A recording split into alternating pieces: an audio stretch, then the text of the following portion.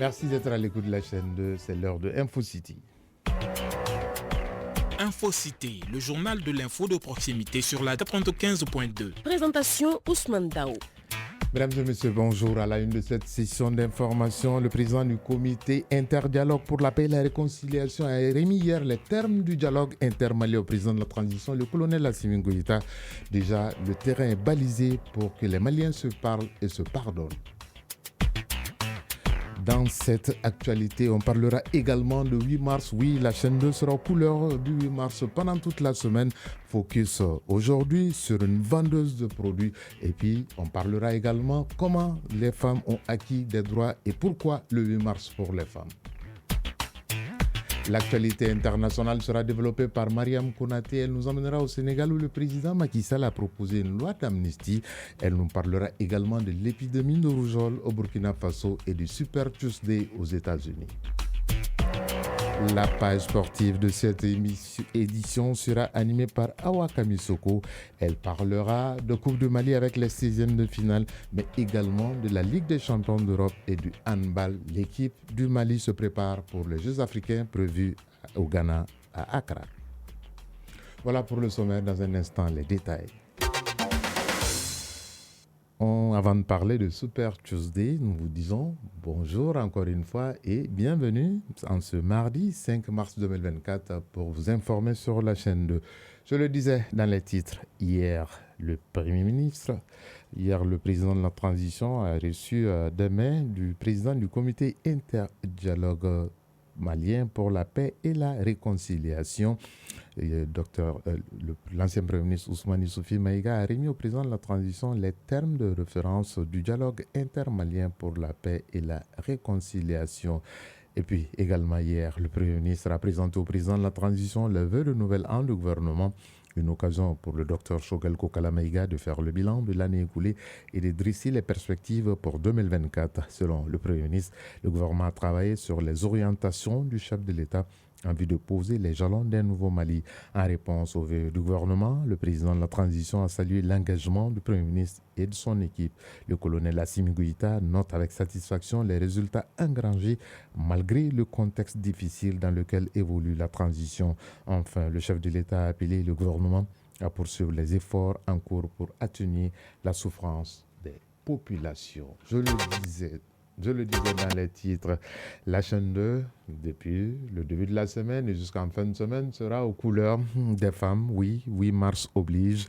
Et en l'occasion du 8 mars 2024, la rédaction de la chaîne 2 va vous présenter une série de braves femmes qui participent au développement à leur manière dans notre vie de tous les jours. Et focus aujourd'hui sur une gargotière qui est installée au marché de fruits de Bozola depuis plus de 20 ans.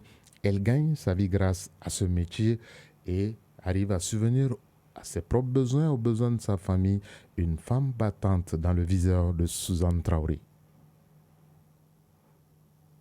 Nous sommes au marché de bananes communément appelé Namassa Dankan, situé à Bozola dans la commune 2 du district de Bamako.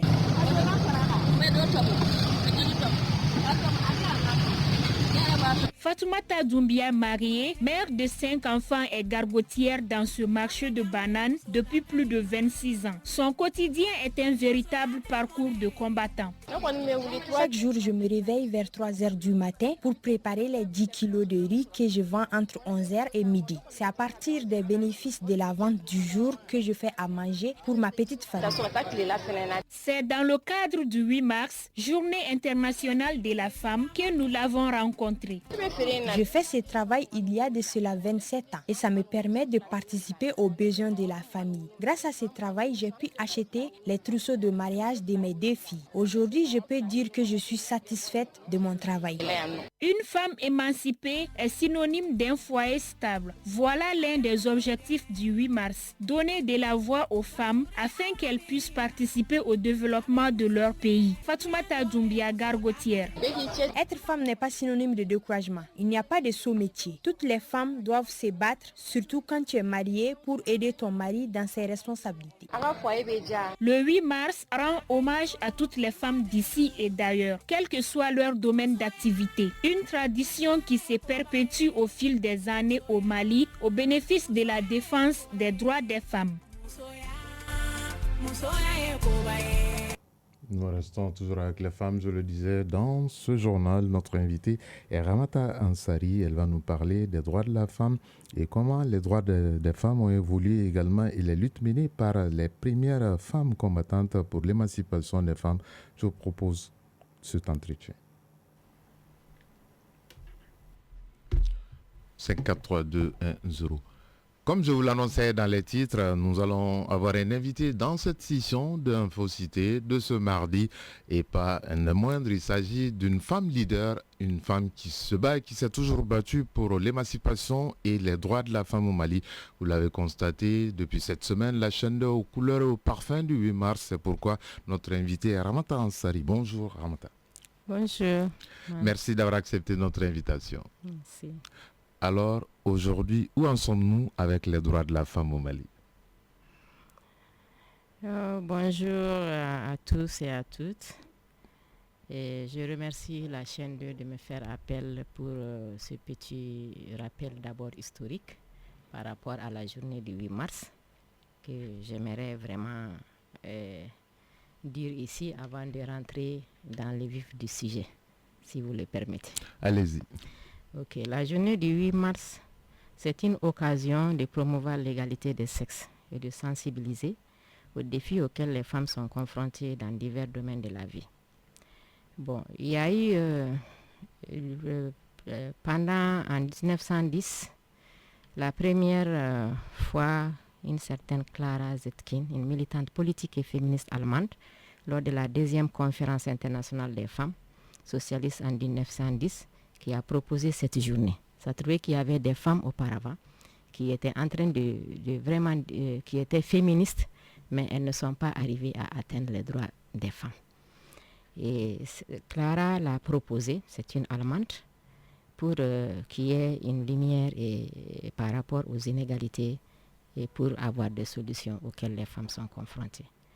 Maintenant, dans ce cadre-là, je me limiterai à elle, parce que on dit souvent il faut rendre à César ce qui revient à César. Et maintenant, il y a quelques figures africaines, dont remarquables, dont Mangari Maathai au Kenya. Son combat aussi a été très vif. Il y a Winnie Mandela, que tout le monde connaît. Il y a Miriam Makeba. Il y a Chimamanda Ngozi Adichie du Nigeria, dont l'ouvrage a été vraiment très très important par rapport à l'émancipation des femmes et qui a boosté réellement toutes les femmes africaines à se lever. Ellen Johnson Sirleaf, qui a été la première femme au niveau du Libéria qui a occupé le poste de présidente de la République et qui a joué un rôle crucial dans la consolidation de la paix et la reconstruction de son pays après des années de conflit. Fatou Bensouda de la Gambie, qui était à la Cour pénale internationale. Et pour cela, il y a eu toutes ces femmes, parce que si on n'a pas de modèle, on ne peut pas aller loin. Et dans le contexte malien, dans le contexte malien, les modèles, c'est d'abord Awa Keïta, donc qui a été la première femme députée au Mali, qui s'est levée. Et il y a eu aussi d'autres ici. Il y a Sira Diop, il y a Bintou Sanankwa, il y a Oumouba, qu'on appelle même la loi 052 aujourd'hui, que l'on essaye vraiment d'appliquer malgré des contextes difficiles par rapport à l'application de cette loi. Oumou Touré, la présidente de la CAFO, qui s'est battue plusieurs fois. Mama Koité, il y a aussi Bintou Founé, il y a l'autre qui est d'espèce à son nom. Voilà, à 12h10, c'était là Ramata Ansari qui s'exprimait sur les droits de la femme et les femmes qui se sont battues pour que les femmes puissent s'émanciper davantage, avoir l'égalité. On a parlé même de la loi 052 qui consacre beaucoup de place à la femme malienne. Et dans ce journal, une autre femme va venir dans un instant pour la page internationale. À présent, le tour d'horizon de l'actualité internationale. Je le disais, la chaîne 2 sera aux couleurs de la femme toute la semaine. C'est avec beaucoup de plaisir que nous accueillons la première responsable justement de cette radio pour la page internationale. Il s'agit de Nyanya Loutraouri. Nyanya, bonjour. Bonjour Ousmane. On démarre par le Sénégal où le président Macky Sall a proposé une loi d'amnistie. Cette amnistie concerne les auteurs du fait commis lors des manifestations politiques en 2021 et 2024 qui ont fait des dizaines de morts et provoqué d'importantes dégradations matérielles comme le saccage de l'université de Dakar. Au Burkina Faso, pendant ce temps, le gouvernement lance une riposte contre une épidémie de rougeole. Les autorités sanitaires du Burkina Faso ont annoncé ce dimanche une riposte active contre une épidémie de rougeole ayant touché 1269 personnes, dont 4 décès dans la ville de Ouagadougou et dans 4 autres localités. Le gouvernement a déjà annoncé sa décision de mener une vaste campagne de vaccination contre la rougeole et la rubéole dans la période du 15 au 21 mars 2024. Cette campagne va permettre de vacciner plus de 3 millions d'enfants de 9 à 59 mois. Au Tchad, le premier Success Masra annonce une enquête de type international sur la mort de l'opposant Yaya Dillo. 5 jours après la mort par balle de l'opposant Yaya Dillo lors de l'assaut du siège de son parti par l'armée, le Premier ministre Success Masra annonce qu'il y aura en effet une enquête de type international pour situer les responsabilités. Le Premier ministre tchadien Ousmane Dao, qui était aux États-Unis la semaine dernière et qui est actuellement de passage en France, est revenu sur la mort de l'opposant Yaya Dillo. Aux États-Unis, vous l'avez évoqué tout à l'heure, place ce mardi au Super Tuesday, un Super Tuesday que vous connaissez bien, une journée pour plier le match des primaires américaines.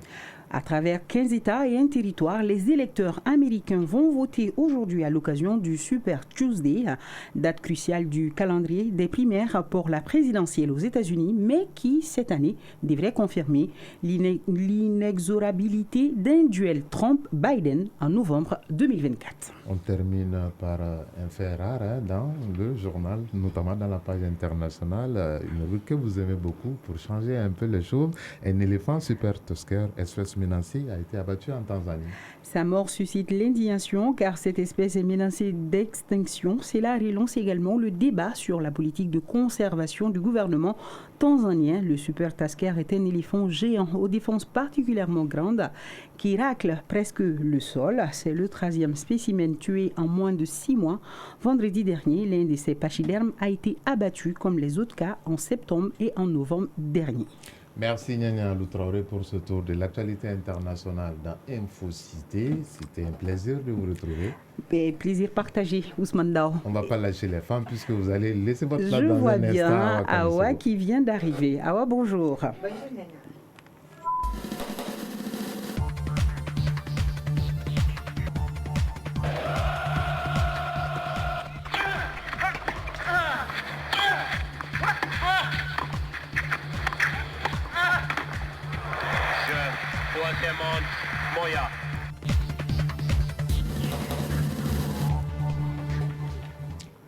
Je le disais, toujours avec les femmes, dans ce journal, la chaîne 2 au service des femmes et aux couleurs de la femme pendant toute cette semaine.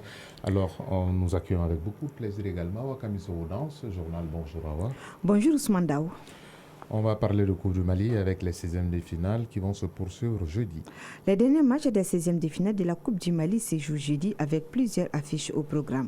Ici à Bamako, sur le terrain de l'ASB, le Stade malien de Bamako, détenteur de la Coupe, recevra Kankou FC de Gao.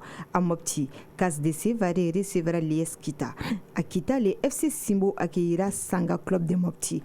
À Sekou, au Stade Sori Konaji. À Sak sera l'hôte de l'ATS de Koro. Et enfin, au Stade Kassé Keita de Gao, Sony AC aura affaire au CS Dougoulouvla. Ousmane, toujours avec la Coupe du Mali commencée depuis samedi dernier. Ces 16e de finale n'ont pas encore connu de surprise. Les favoris ont tenu leur rang. Le Djoliba AC a corrigé l'AS Commune de Diré par le score de 7-0. AS Alençon de Kouchala s'est incliné 1-0 devant l'AS Bakaridjan de Baraouli. Atar Club de Kidal a été battu par l'AS Real de Bamako 4-0. L'ASCO a pris le meilleur sur Mont-Rouge 4-0 aussi. Benka FC a battu les Étoiles du Mandé 1-0. Tourbillon de Yelemani a perdu 2-1 devant l'ISFAS. L'ESKI a dominé Africa Foot 2-0. Le Stade malien de Sikasso a perdu 1-0 devant la AFI. À Boukouni, l'AS Boukouni a dominé 4-0 l'AS Sama de Kai. CF La Paix de Ségou se qualifie après sa victoire par le score de 2-0 devant l'Ambersa de Tombouctou. Pour l'instant, les clubs de Ligue 1 qui se sont produits ont tous gagné. Il s'agit bien sûr de Binka FC, de l'AS Real de Bamako, de l'ASCO, de l'ISFAS, de l'IS Boukouni et AFE. Par contre, 2 clubs de deuxième division se sont qualifiés pour le tour suivant, à savoir l'AS Kaï et CF La Paix de Ségou Ousmane Daou. En Europe, place aujourd'hui au 8e de finale retour de la Ligue des Champions. Le premier groupage, c'est ce soir. Oui, des rencontres sont au programme ce soir. La Real Sociedad affronte le Paris Saint-Germain à 20h. À l'aller, le Paris Saint-Germain a gagné par les scores de 2-0. Le Bayern Munich joue contre Lazio de Rome. Victoire à l'aller pour les Italiens, 1-0. Et demain à 20h, le Real Madrid, victoire du RB Les Pays, 1-0 à l'aller, tentera de valider sa qualification. Au même moment, les Anglais de Manchester City, tenants du titre, reçoivent les Danois du FC Copenhague. Lors de la match aller, les hommes de Pep Guardiola se sont imposés au Ousmane Daou. On termine par l'équipe nationale féminine et masculine du handball du Mali qui ont fait une visite au centre de médecine, mais pas pour réellement voir les installations, mais pour passer un test. Les joueurs de l'équipe nationale féminine et masculine de handball du Mali ont effectué hier lundi la visite corporelle en prélude à cette compétition. Ils ont non seulement suivi des examens cardiovasculaires et sanguines, mais aussi suivi les mesures sur les règles antidopage considérées comme une exigence de la part des instances sportives mondiales.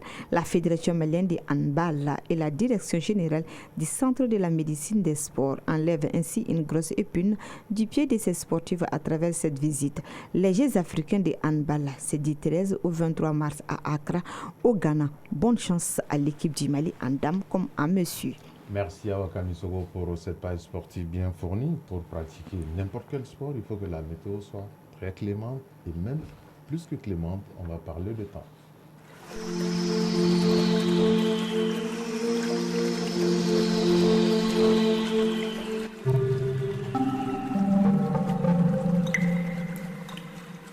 Il est 12h18 à l'aéroport international président Modibo Keïta Sénou. Le thermomètre affiche 36 degrés Celsius. La maximale attendue sera de 40 degrés Celsius, ce qui veut dire qu'il faut beaucoup boire, donner beaucoup d'eau aux enfants, aux personnes âgées. Le soleil se couchera à 18h42. C'est la fin de cette session d'information qui vous a été présentée par Ousmane Daou. Mise en onde Diala Samake, réalisation Cheikh Amadou Diara Korotoumou Traoré, mise en ligne Amissa Konate, coordination Salimata Dao, Aminata Konate. Prochain rendez-vous avec l'actualité sur la 2, c'est à 18h. Si vous êtes à table, bon appétit. Si vous avez fini de manger, bonne digestion, bonne suite de programme en compagnie de la chaîne 2. Chacun de nous ne peut être une étoile, mais tâchons de briller pour éclairer là où nous sommes. Tout le plaisir a été pour nous de vous servir. Je vous retrouve mardi prochain, s'il plaît à Dieu, et avec toujours la même passion de vous servir. D'ici là, prenez soin de vous et à très bientôt.